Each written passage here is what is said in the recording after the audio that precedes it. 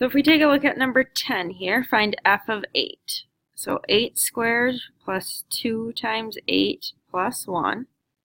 So 64 plus 16 plus 1. So we have a total of 81. Find g, I tend to write it this way, of f of x. So this is g of x squared plus 2x plus 1. So that would just be x squared plus 2x plus 1 minus 5. So we have x squared plus 2x minus 4. So there's our g of f of x. G of f of x equals 0. So when does x squared plus 2x minus 4 equals 0? So I think this might be one that we have to do the quadratic formula on. So x equals the opposite of b plus or minus the square root b squared minus 4ac all over 2a. So x equals the opposite of b plus or minus the square root of, let's see, 4, that'd be plus 16. And we could simplify this, negative 2 plus or minus the square root of 5, the square root of 4 over 2. So negative 2 plus or minus 2 square root of 5 over 2. Those are both divisible by 2, so negative 1 plus or minus the square root of 5. 11.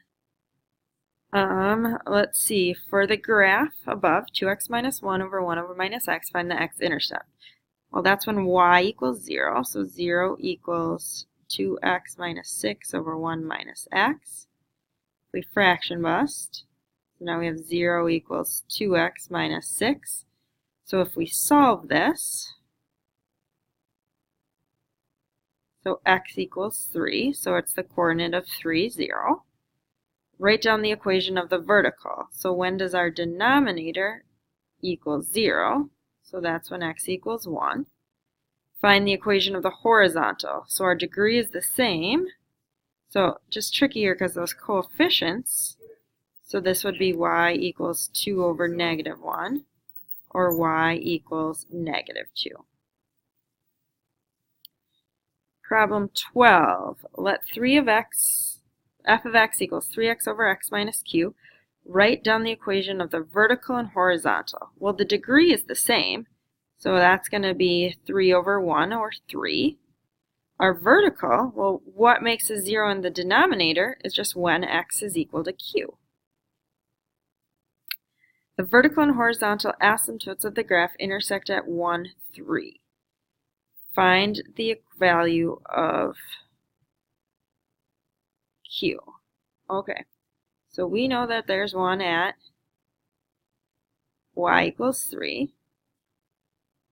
Well, it's saying that the other one, so that has to be 1, 3, where they intersect.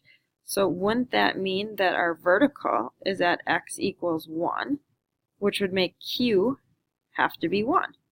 Because this bottom, we want x minus 1, so x would equal 1. 13. So let f and g be functions such that g of x equals 2 times f of x plus 1 plus 5. The graph of f is mapped to the graph of g under the following transformations: a vertical stretch factor of k, horizontal of p, and a vertical of q. Write down the following values. Well, our horizontal is 2. Our vertical is 2. Horizontal would be 1. And our q value would be 5. Let h of x equal 3g times 3x. The point 65 is on the graph of g is mapped to a point a prime on the graph of h. So this means, so the opposite of y, and this would be our x value times, not times 3, times 1/3. So if we multiply it by 1/3, so that would be 2, negative 5. In problem 14, Let f of x equal 2x squared plus 4x minus 6. Express it in the form, well, in vertex form. So we have to find our vertex. So the opposite of b over 2a is the x-coordinate. So negative 4 over 2 times 2. So that's negative 1. And then if we plug this in, let's see, so that's 2 minus 4 minus 6. So that's negative 8. So we'd have 2x plus 1 squared minus 8. Write down the equation for the axis of symmetry. Well, that goes through our vertex, so it would just be at x equals negative 1. Express it in the form, so in factored form. So let's see, we need to factor this. So 2x squared, 4x, negative 6. So if we multiply those together, we have negative 12.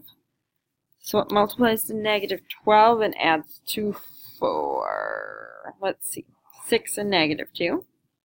So 6x, negative 2x. So 2x, so that would be x plus 6 minus 1. So it factors into 2x plus 6 and x minus 1. We can divide this one by 2, so we can factor out the 2. So we have x plus 3 times x minus 1. So there's our f of x.